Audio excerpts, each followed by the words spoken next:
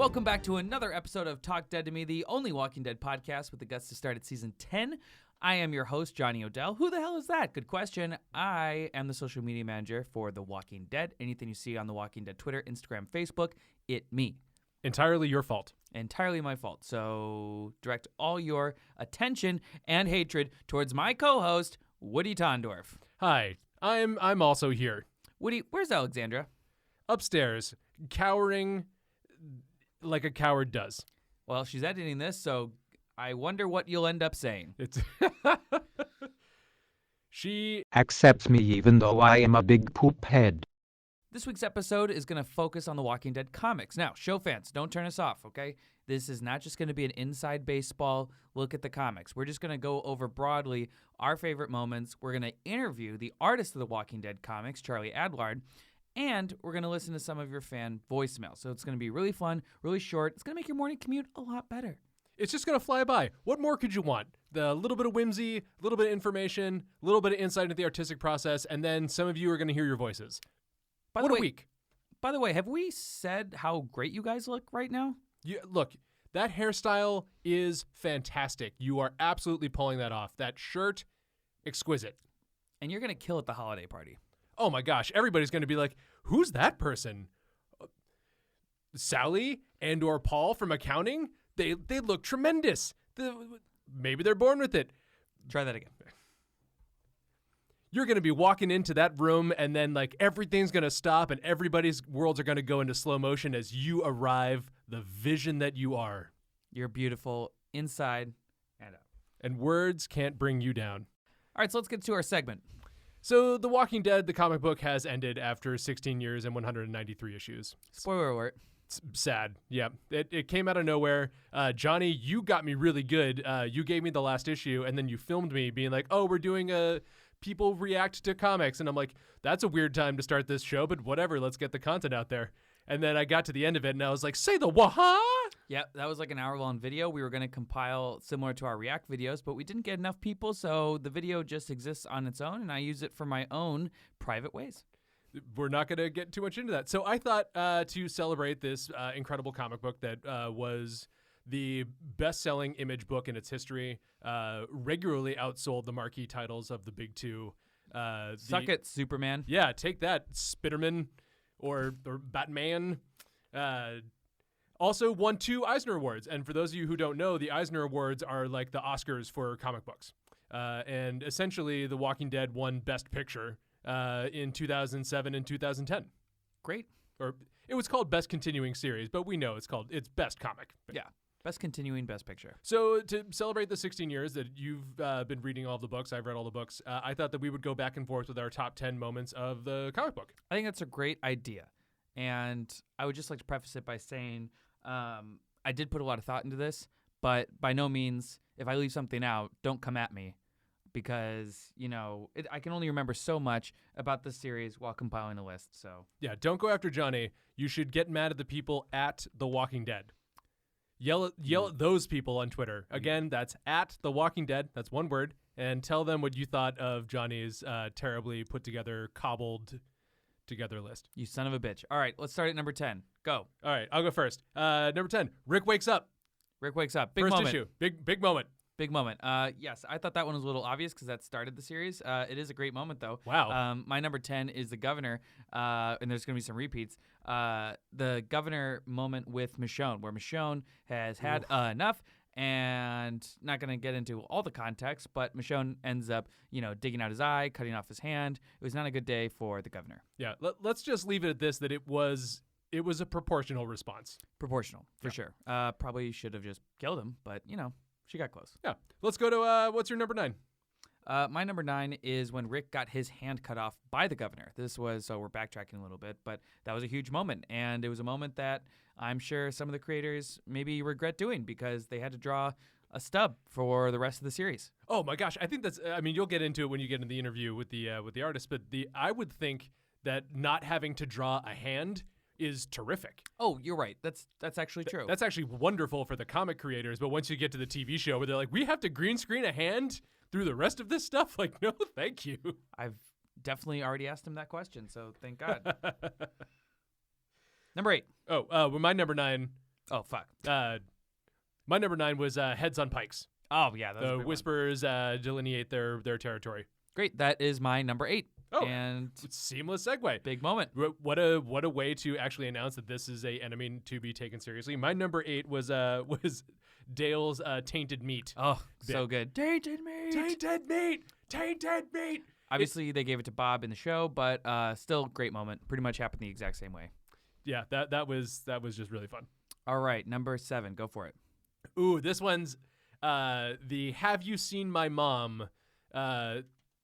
bit where Michonne sees that her daughter is alive and she's asking, "Has anybody seen my mom?" in one of those like big memorial poster type places. Yes, that was a huge moment. It happens right as they get to the Commonwealth. I wonder, Michonne's going to be off the show by the time we get to the Commonwealth in the show, so I wonder if they're going to give a mysterious kid to someone else that just randomly shows up. Who knows? Yeah. That would be interesting. I'm struggling in my mind right now to think of like somebody who had like off. Can you imagine it's like Daryl has a kid or something like that? I was It's just like, thinking that. or his sister or something like that. It'd be great if Carol had a kid, but I think she would remember. Yeah. With Daryl, it's more likely it's like, oh yeah, Yeah. It was summer '82. I don't mention my family. You talk about Merle all day. What's your number 7? My number 7 is Carl getting his eye shot out. That was a huge moment during the Alexandria attack. That was completely shocking. At the moment when it happened, I thought Carl was dead for sure, and he wasn't. A lot of people on the show thought the same thing. Go back and watch our React video. It's fantastic. That was a wild moment because I was absolutely certain. I'm like, nobody's going to survive that thing, but he kept on going. He sure did. And it birthed so many different reactions to that eye socket. Number 6, Andrea's death. Oh, man. Oh, yeah, this happened at the end of the Whisperer War, just when you think it's all over and we're all saved. How it ends, spoiler alert, they lead Alpha's horde off a cliff, and in the chaos, one of the walkers bites Andrea. They find out when she gets home, and then she kind of dies a slow, painful death. But everyone is sort of, allowed to but everyone shows up and gets to say goodbye, and she gets the closure that most characters don't receive. I've seen some people on Twitter think that this exact death might happen to Ezekiel later this season, but who knows? You also, before we got to the mid-season finale, we thought, maybe that might be how, Michonne leaves, too.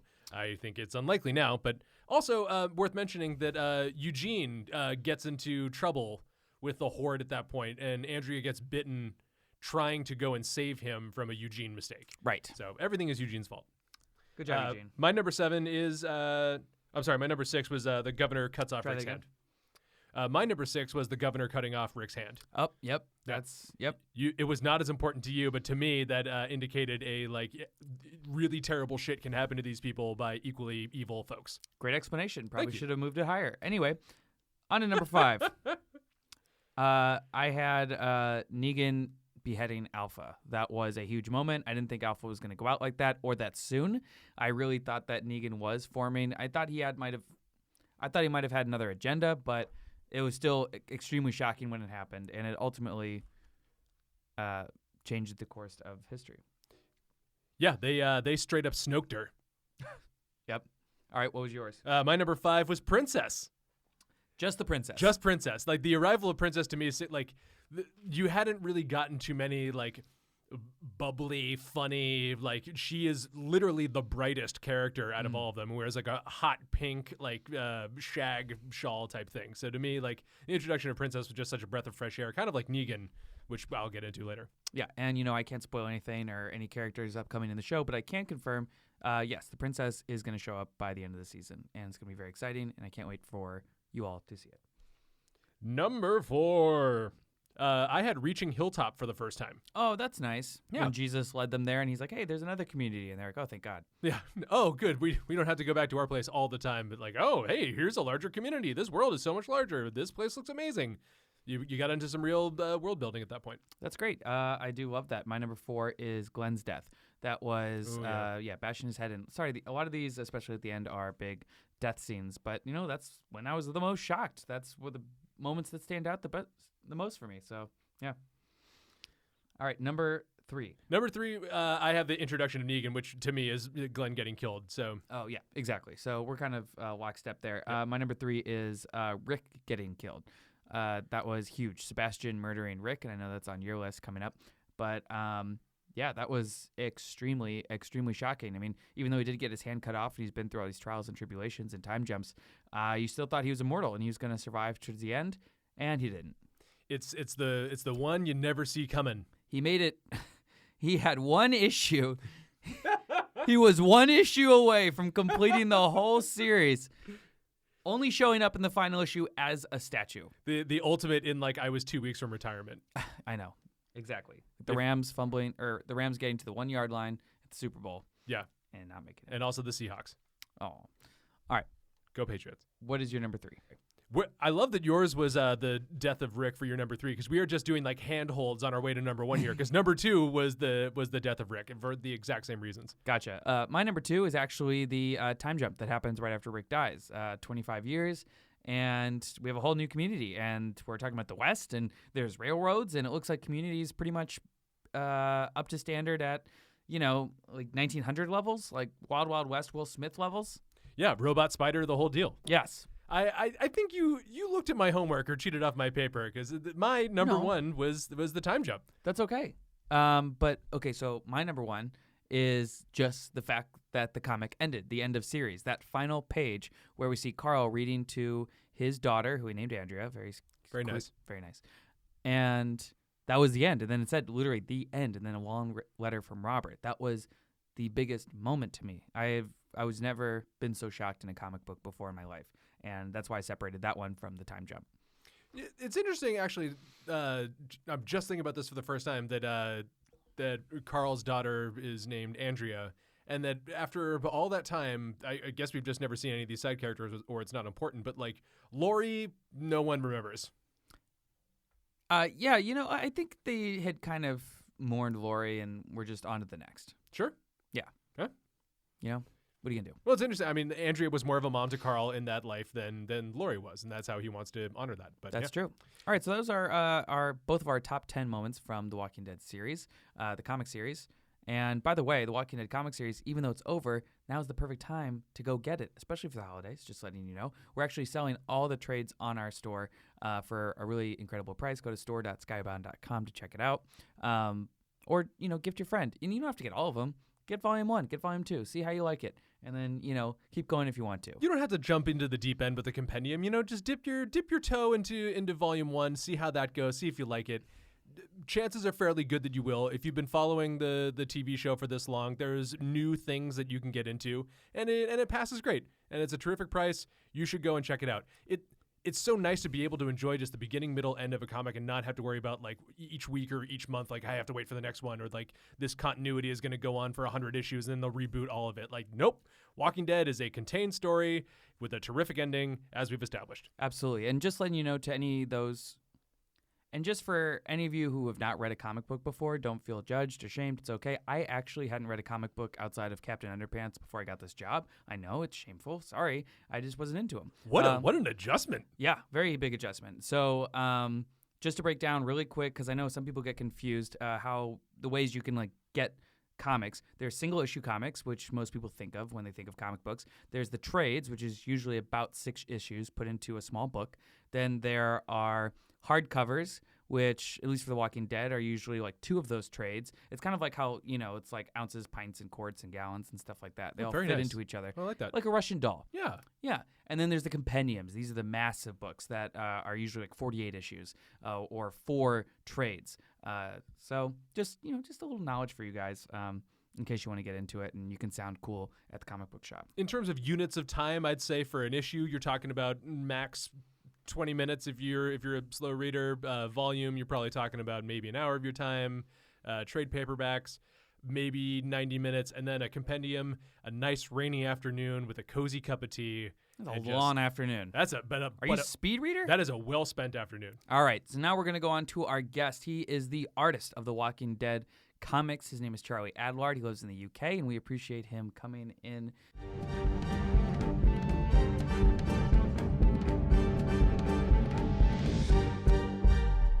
All right, my next guest was the artist behind the Walking Dead comic during most of its run. He's worked on titles like Judge Dredd, X-Files, and Mars Attacks, and he joins Talk Dead to Me Now. Charlie Adlard, how's it going? It's going well, thank you, Johnny. It's great to talk to you. You know, it's been such a whirlwind year with The Walking Dead ending. Let's jump right into that. What was the process of you finding out about that? Because it kind of came as a shock to everyone else. Oh, it came as a shock to everyone else. Didn't come as a shock to me. Really? Oh no, no, no. This is an ending. I don't know how much you've spoken to Robert, but this is an ending we planned for 4 years ago. Right. Um, I mean, it was a kind of a mutual decision as well, because I think we were both feeling the same thing, although we didn't know it at the time between us both. All I remember is emailing Robert about 4 years ago and saying, "I really need an end to this, please." Not immediately, obviously, Right. but I needed to sort of just know when we were concluding this thing. It could have been 6 months, it could have been 10 years, but that's what I needed. I just needed kind of a closure, I suppose. So, unbeknownst to me, Robert was obviously thinking the same thing. So it was Right. kind of one of those amazing serendipitous moments where we both decided to call it quits at the same time. But obviously, Robert said, "Look, it's. I think this is a really good idea. How about we leave it until the conclusion of the fourth compendium? And then it rounds everything Right. up perfectly in terms of just in terms of that sort of nice complete collections you have of everything. So yeah, that was the idea. Gotcha. Were you surprised at all about how it ended, how they did the sort of 20 plus year time jump and Carl surviving and, the Um, storybook with his daughter? well, we'd always talked about the fact that Carl, it was Carl's story. We'd always talked about the fact that, and I knew Rick was not going to make it to the end. Spoiler alert. Yeah.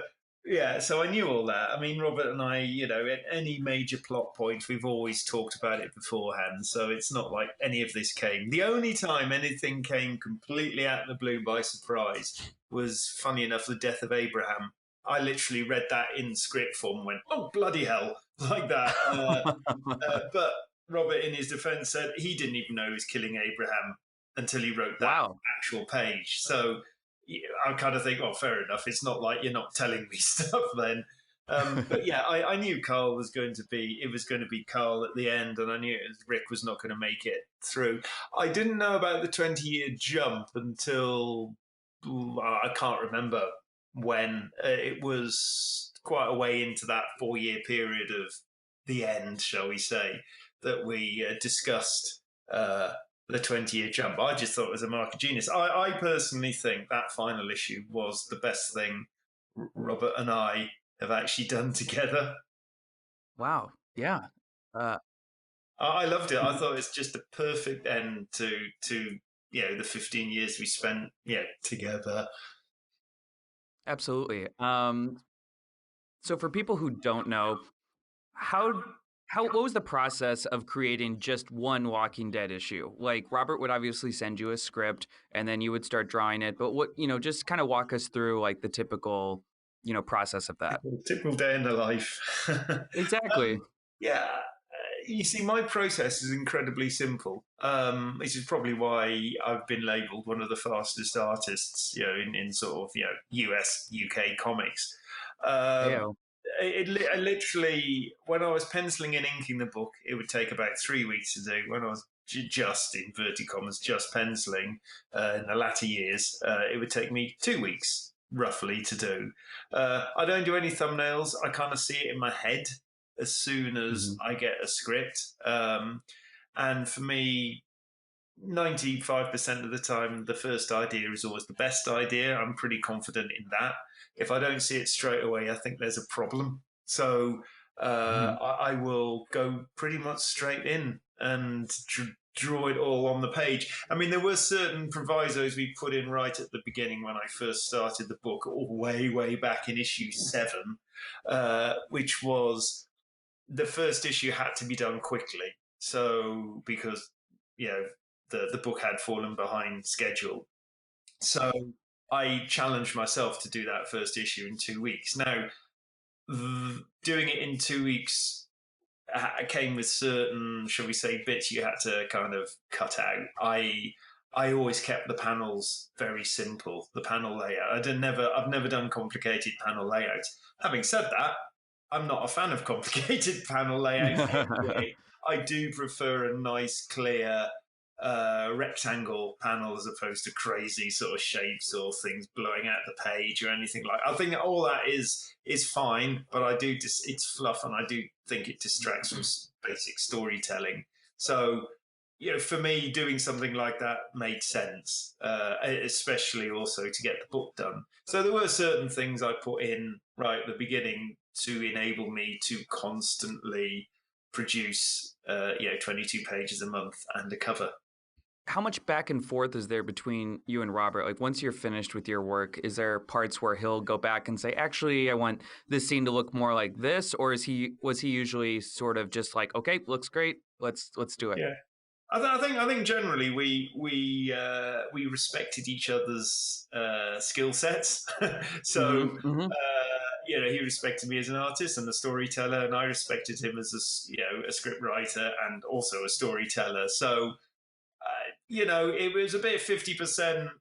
That, and 50% of we can't faff around too much because we've got to do a monthly book. So Right. unless there's something really glaringly obvious that had gone wrong somewhere, generally we'd leave each other alone. I mean, we did. I think Robert would be the first to admit we did communicate a lot more in the first few years between each other because we were partly because we were sizing each other up, obviously, because we hadn't really worked together before, and also we just, it was just teething things with the book. You needed to talk more about it, familiarize yourself. So, the more the book went on, and we became megastars. The less we have talked, it tends to be getting it done. If there's a problem, suddenly I'll have an email. It's not to say we didn't talk for vast periods of time, but the conversations would be less, shall we say, conversational and a bit more practical than like, we need to do this. Have I told you about this? Blah blah blah blah. As we've going on, but we've always been very good at communication. But I think just the general fact that we have to do a 20, and it's just basically me and Robert, and then as we got on Stefano as well on inks, it was just basically the two or three of us doing a book, being left alone. We had to be our own bosses, therefore we had to be on point, definitely. Absolutely. Now, from issue 7 through issue 193, your style obviously evolved, and that's probably natural for most artists. Is that usually like something that you observe as it's happening, or is it just gradual where you can look at it from these kind of bookends and then see, oh yeah, I guess I've done this? Like, I guess just like how much thought goes into that? It's absolutely natural. I didn't get to a certain issue and go, I think I'm going to draw like this now. Yeah. It was, I've always firmly believed in, you take your influences, whether it's from comic books, art, just general looking around the world at you. I've always been a believer in just letting it percolate in your brain. Not immediately, if something inspires you, not immediately try and draw like that thing, like that person or whatever. Just let it sort of work its way through your own body, and eventually something will come out if it does come out. So, when I was younger, I got frustrated that I didn't draw like X or Y or whatever. But the more I've matured, inverted commas, I've realised this is how I draw. This is my style.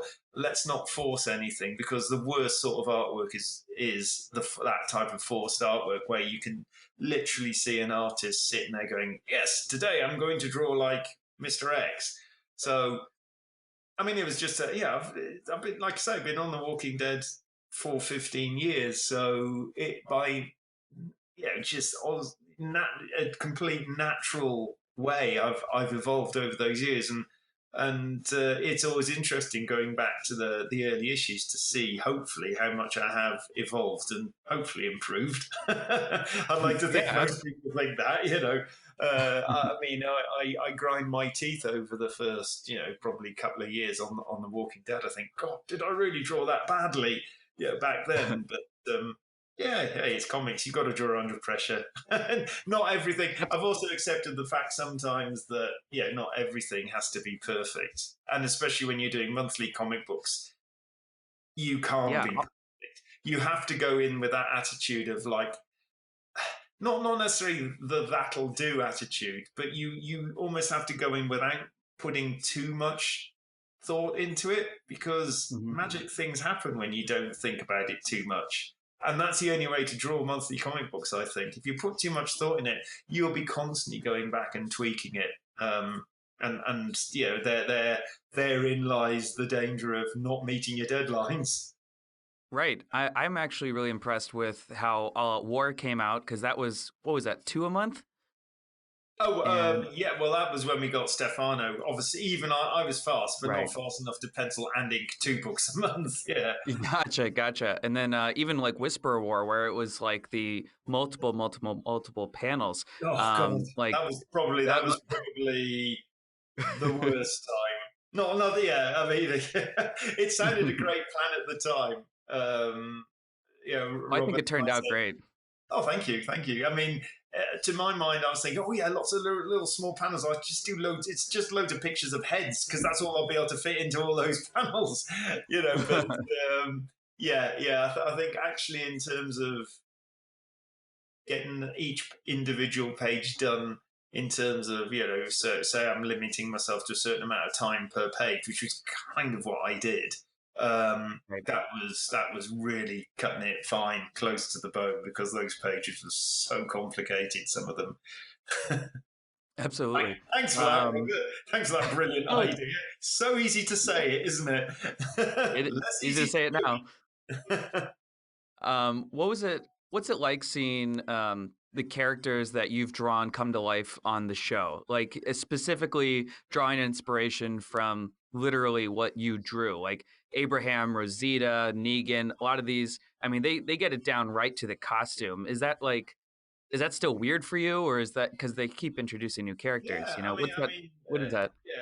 Sorry. Yeah, I mean, to see those characters sort of come to life in front of me has been fantastic, and that's one of the main reasons I decided not to involve myself too much with the TV show initially, because it sounds a cliche, I know, but they were all fans. All the people working behind the scenes of the TV show were fans of the comic book to begin with. So I kind of knew it was in safe hands. I knew Robert was there supervising it anyway.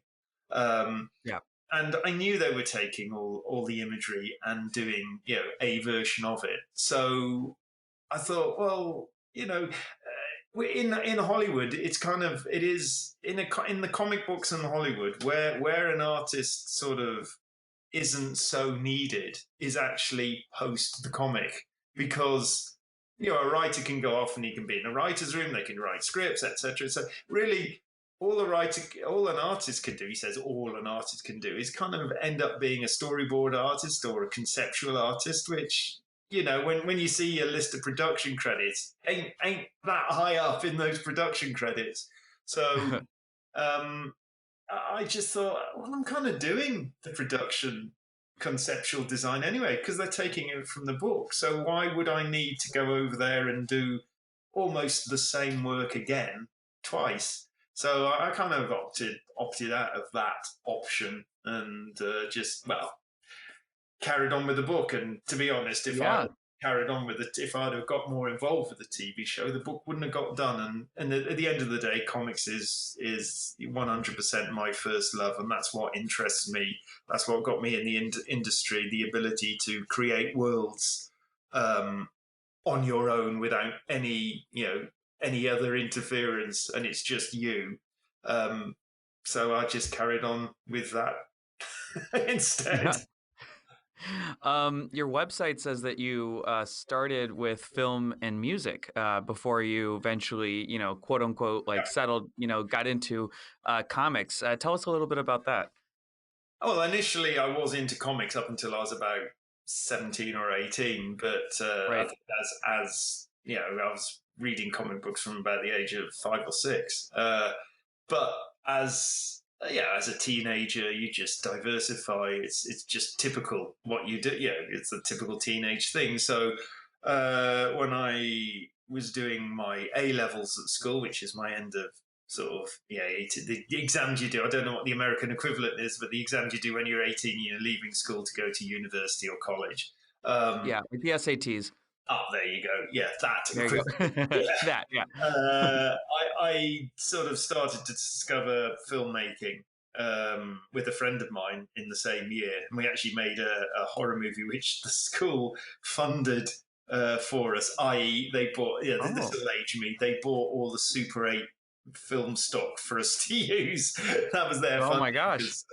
Yeah. So we made this horror movie called Sweet Dreams, which got me really interested in filmmaking. So I ended up going to art college to study filmmaking, and it was a more of a fine art degree as opposed to a technical one. So we were basically just going out there and making films, but we weren't making movies, which is kind of what I wanted to do. I did choose the wrong course, I must admit. It was more an arts-based thing, and I wanted, going back to being a comic artist, I wanted to tell stories, and really telling stories was not the done thing at this course. This was all to do with how do you feel, what's your emotions, and all that sort of stuff. So I didn't do that well on that course because I was kind of not really suited for it. And then my other option was moving to London. Well, which I did move to London because I was at art college in a town near London, so I was kind of always going there anyway. So I moved to our wonderful capital afterwards and discovered that really I couldn't get a job in filmmaking because I'd done more arts based, so technically I wasn't particularly competent. So I could only get in as a runner or something like that, which is basically a glorified T-boy, Right. which you could get coming in off the street. I found out it was for me anyway, a rather fruitless 3 years spent studying. So, but I was also in a band. I played the drums, and I decided rather crazily to pursue that arm of my career and make it big in the world of rock and roll, which obviously didn't work out either.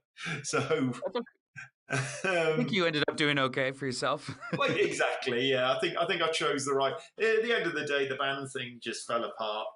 Nothing particularly dramatic. It just didn't work out, and I moved back to my hometown eventually from London, tail slightly between my legs, kind of wondering what I was going to do with my life, and almost on a very sort of frivolous way, just thought, I could try this comic book stuff again. Almost that casual. Yeah. And suddenly realised as I put pen back to paper that this is really what I should have been doing in the first place. So I basically had to spend about 4 or 5 years of catch up then from where I'd left off previously when I was drawing like a demon, back up till about 16 and 17. I had to I was probably about 23, 24 by this time. So I needed to sort of seriously, get back up to speed, and that's how I got in eventually. That's great. What was your first like major comic that you worked on? Was it Judge Dredd? It was Judge Dredd. Yeah, I mean, it took me probably from making that decision to get back into comics. It took me about 2.5 years to get in the industry, and that was virtually working solidly on a portfolio all the time. I almost treated it like a day job. I was very lucky. I kind of moved home to my mum and dad's for a couple of years, so I could live fairly cheaply. I didn't need. I was incredibly lucky. I didn't have to go out and work because I think if I'd have had to have done that, I don't think I'd have got the work done as well, the artwork. So I could work in the day. I'd obviously claim on the social benefits and everything that we have in this country, and just work towards a portfolio as I kept going, and eventually just went to a convention in Glasgow of all things, and just as I was doing, I was blanket bombing everybody as much as I could, and it was about, like I say, within about two and a half years, I met a couple of editors from what was called the Judge Dredd magazine. It's still going today, and that was my first strip. I haven't looked back since. 25 plus years ago. That's amazing. And speaking of conventions, I know you work sort of remotely in the UK. What's it like to sort of go out and then, have people either recognize you or do signings or just going to conventions in general? Because that must be such a stark difference from just being in your studio, doing your work. Well, especially because I don't even live in a big city. I live in a small town. It's about 70,000 people, something like that. I mean, it's big enough that has everything, but small enough that you could almost walk from one end to the other within an hour or something like that. But it's quiet here. We live in the suburbs, so and I live opposite. We're lucky. I live opposite a field. Even in the suburbs. So I've got I'm literally, I could walk 10 minutes one way and I'm in the countryside. So it's incredibly quiet here, which is brilliant. Going to conventions. I mean, I just came back from CCXP in Brazil, which was a monster of a show. There was 280,000 people going through the doors. Wow. Over the course of it's big. It's bigger than San Diego.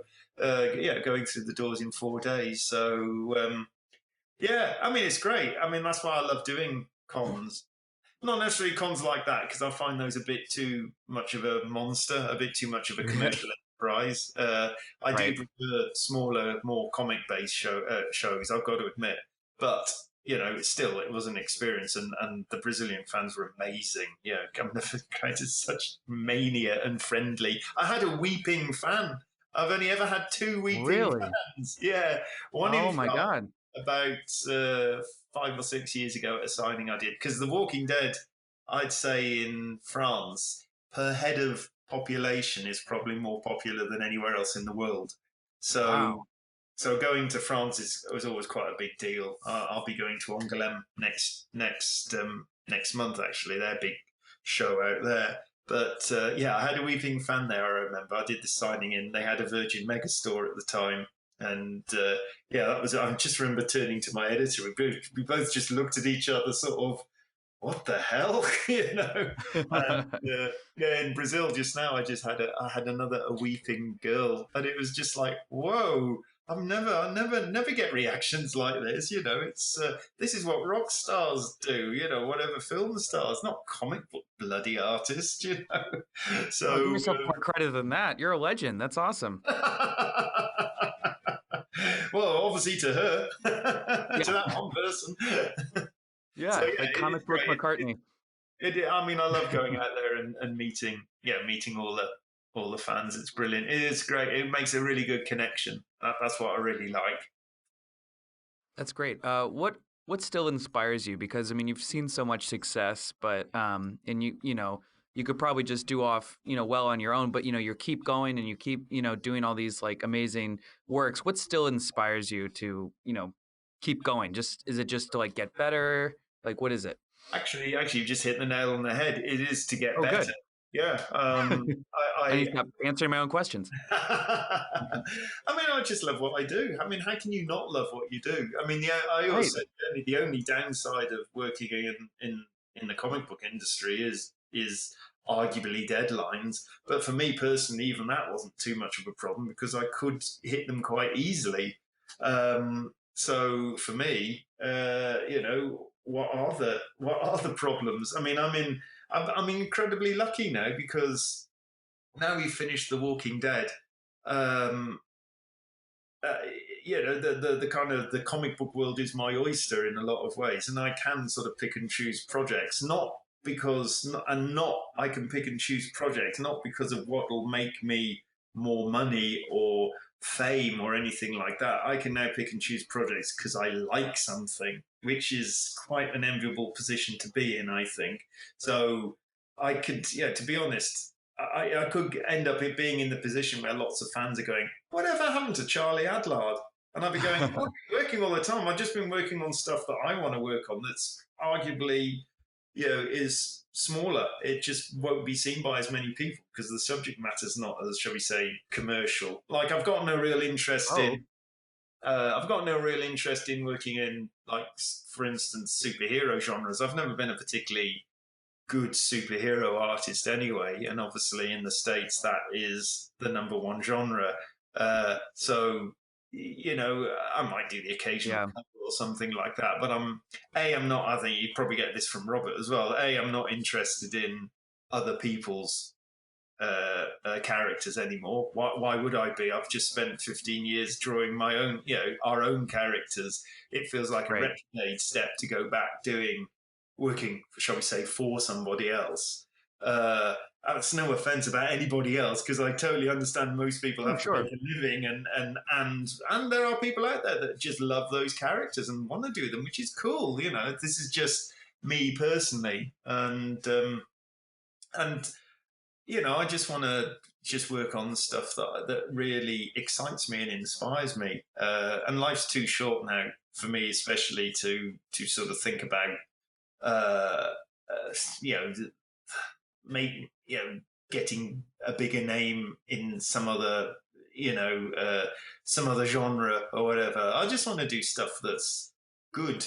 And I've always said absolutely. Now I've got to get good, because the only disadvantage to working to such massive deadlines that we had on The Walking Dead was that attitude.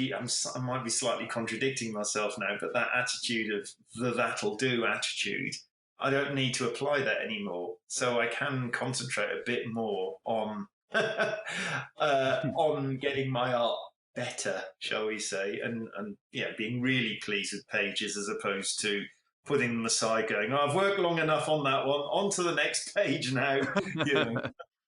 Absolutely. I don't know if you're familiar with Malcolm Gladwell, but he has a book called Outliers where he talks about how any real quote unquote genius in any kind of field usually needs to put in at least 10,000 hours of that work to really kind of hit the apex of that. Do you agree with that? Do you think it's totally that kind of rigorous? Yeah, I totally agree, because it is, in the end of the day, it's practice, practice, practice, and you only get good if you keep drawing.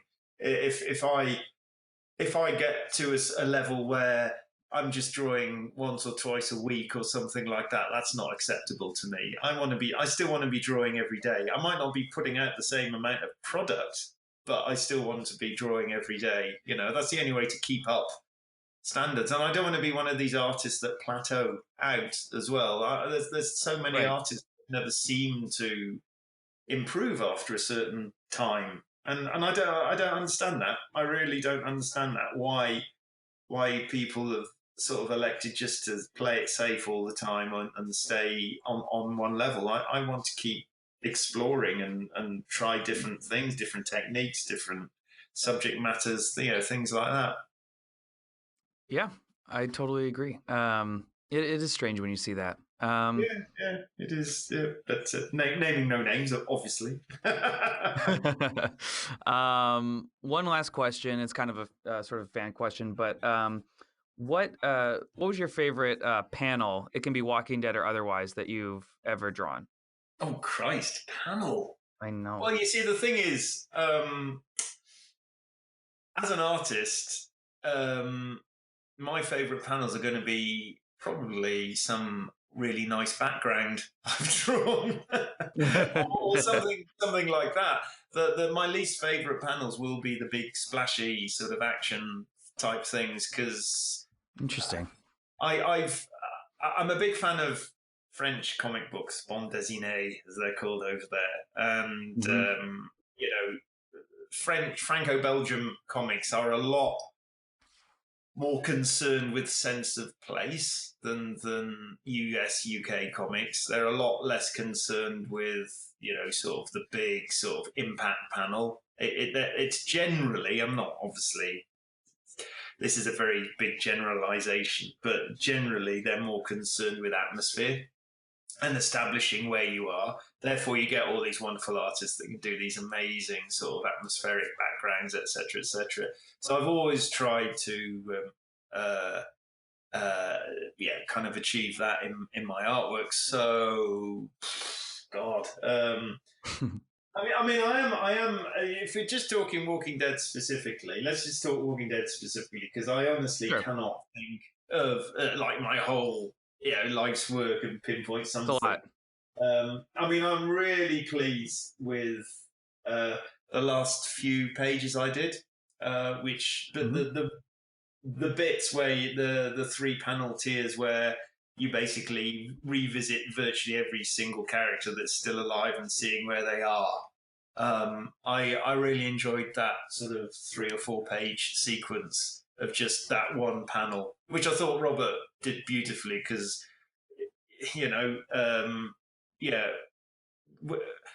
ending such a massive, series like that with so many characters and everything. We didn't basically want to do a Game of Thrones, and so we and I thought Robert just did it beautifully by we didn't have to revisit every single character. I think that was the perfect way to view the end of The Walking Dead.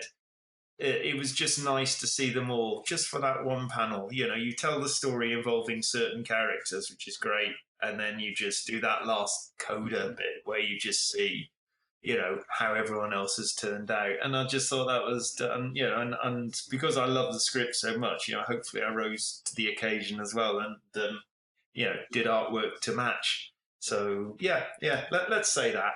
Oh, and also the. I always say, in terms of covers, I always prefer my more, shall we say, designer covers as opposed to, in-your-face sort of action covers.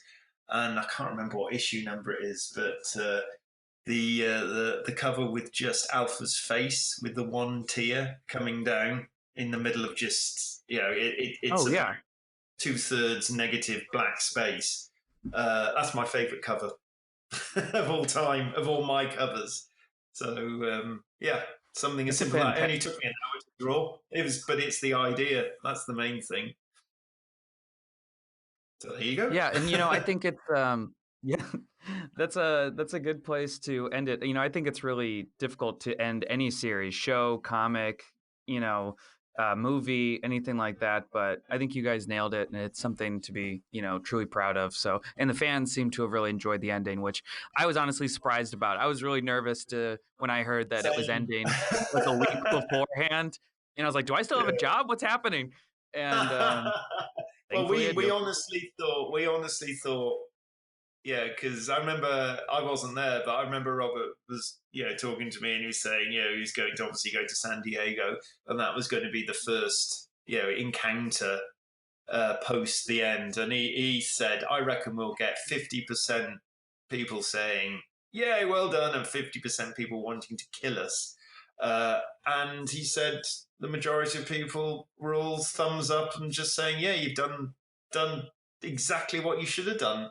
Which was great. It's great to have the fan support as well. So that was really brilliant, and it was great. I think most people appreciated the fact that we ended this book on our own terms before the book was going to lose sales, and then it become obvious why you end a book, Right. So we went out on our own terms, still on a creative high. And I think the fans really appreciated that. So thank you, everyone. Absolutely, what an accomplishment! All right, well, thank you so much, Charlie, for talking to me, and tell the listeners where they can follow you on social media or where they can, see your work. Yeah, sure. Well, I've got a brand new website. Finally, I've updated it. So you can go to charlieadlard.com and see it all. Oh, God, I'll get my words out. You can go to charlieadlard.com adlard.com and see it in its full new glory, completely brand new. Nice. On all the usuals, on Facebook, Twitter, and Instagram. So you can follow me there and see me occasionally rabbit on when I've got the time. So look out for me in the funny books. I mean, I'm just as a little plug, I'm actually working with my old friend Robbie Morrison, a great writer. We worked on a book years ago called White Death, which was a World War One graphic novel, and we're actually doing a book together called Heretic, which is a 16th century set murder mystery tour set in the time of the Spanish Inquisition in Antwerp in Belgium. So there you go, nice and commercial. Oh, that's great. Well, I can't wait to see that. Well, thanks so much, Charlie. I really appreciate you talking to us.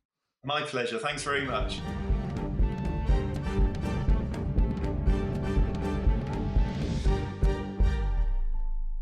All right, and that was our interview with Charlie Adlard, the artist for the Walking Dead comics. Sounds very intelligent. He's very intelligent, and I'm really excited for his future projects. Guys, go check out his website. He's a really great guy. All right, so now on to our voicemails. Yeah, voicemails! So our voicemail question of the week was, if you could bring any superhero into the Walking Dead comics or show, who would you choose? Before we get into it, Woody, who would you choose? I would choose the main characters from a comic book called Red Rover Charlie. We get it. You're smart. I am well read within the comic books. No, but if you haven't read this book, it's great because it's The Walking Dead from the point of view of dogs. Dog or dogs? No, dogs. Okay. Oh, man. Oh, gosh. Where is the crossover story that's just from dogs' point of view? The Barking Dead. Like the Matt Fraction Hawkeye issue that's just from like Lucky the Pizza Dog's POV. Like, yes, that is what we need. That's the one shot. We'll see you next Free Comic Book Day. Oh my God, The Walking Dog. I'm gonna get started on it. Who would yours be?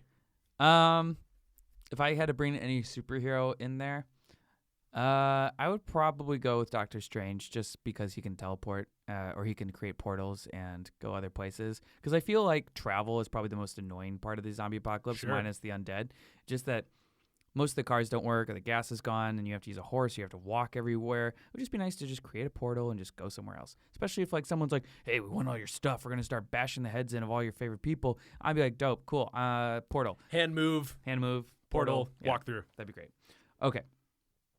All right, so on to our voicemails. If you guys want to call in, like we say every week, we tweet out the question, usually on Monday or Tuesday, so look for that.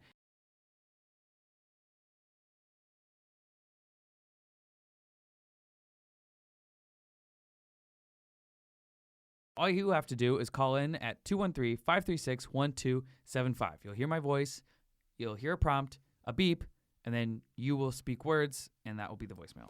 I like that you have to list out these instructions. How many voicemails have you gotten where people are like mid-stride through their answers, who just hear your voice and they're so excited, being like, yes, oh, I'm on the show. Here's my answer. All the time. Fantastic. Everyone. Leave more voicemails like those, folks, please. All right. Our first one comes from Thomas. Thomas Casano, Grand Bay, Alabama. I am going with Spider-Man, and it would be cool if you had him come in the show with the Adam Lambert Superpower song. That would be awesome. Have a nice day. Bye. I love it. I'm imagining Tobey Maguire doing Yes. that terrible dance from Spider-Man 3. Heavy Spider-Man 3 vibes to that song. He's just kind of like going through the apocalypse, just kind of snap, pointing at zombies as he goes. 1,000%. You guys couldn't see that, but Woody did a perfect impression of that. Of the arguably, I think, the best Spider-Man movie. I think we can all agree. Wow. What now? Shot takes. Shot takes. Just kidding. It's terrible. Who's our next voicemail from, Johnny? It's from Gigi. Gigi. Can't wait. Hi, this is Gigi, and I'm from Inverness, Florida, and I think I would like to see Batman in The Walking Dead because he doesn't have any superpowers, so it would be kind of cool to see how he does in The Walking Dead world. And I love Negan, Jeffrey D. Morgan's babe. Bye! I love the quick Negan shout-out at the end. We'll pass that along to Jeff. Yeah, great. Yeah, Batman doesn't have superpowers, but it would be nice to see him kind of just, going around at night and solving zombie crimes. You know, Batman I think is very well suited for the zombie apocalypse. It's interesting to see what happens when you take away. I mean, Bruce Wayne does have a superpower, which is incredible, inexhaustible wealth. Right. Whatever he needs, he can just go and buy. 100%. So when you take that away from him, you put him in the zombie apocalypse, he's very resourceful. I think that he would be perfectly fine. But he also probably has like a Bat Island somewhere in like the Walking Dead verse too. Or like he just goes to Oprah's Island and then just like gets all the stuff he needs from there. Or Batman is Oprah. All right. Hello, my name is Oscar Lopez, and I'm from Newburgh, New York, upstate New York. And I just want to say The Walking Dead is the best show ever. I've been watching this since season 1, man, and been a big fan. And honestly, I am a huge fan of Spider-Man. But since we're talking about zombies here, I think Blade will be a good superhero to pop up in The Walking Dead. Not just because, well, for my reason, it's because she's a vampire slayer. So for him to go from vampires into a zombie universe, just because he's a vampire slayer, and I think he will be a perfect fit for it. All right? I think our dude hung out with Nate before that voicemail. No, listen, that was actually a really great answer. I wish I had thought of Blade. I love that. Because, yeah, I mean, he conquered vampires, vampires, by the way, have, like, agendas. They can, like, fly and turn into bats, and, like, they're way more dangerous than a zombie. A zombie doesn't know what's going on. You just bump into one, you might be in danger. But vampires are actively seeking you out. Do you remember that, do you ever see that movie, 20 Days a Night? Yeah. Yeah, when, that woman gets, like, surrounded by all the vampires, and she's like, oh, God! And then the one vampire, like, looks up at the sky, and then looks back at her, and is like, no, God! That was terrifying. No, God. So we know how to scare Johnny now. And then they destroy the shit out of her. They eat her so hard, and it is painful. So yeah. But to your point, like zombies are just like forces of nature that just kind of like meander through. Like vampires have very calculated to-do lists, and like the 20 Days a Night thing is like, well, for like 20 days there's no sun. Like they've thought this through. Yeah. They have a plan, and they also have like all day and hundreds of years to like think up this thing.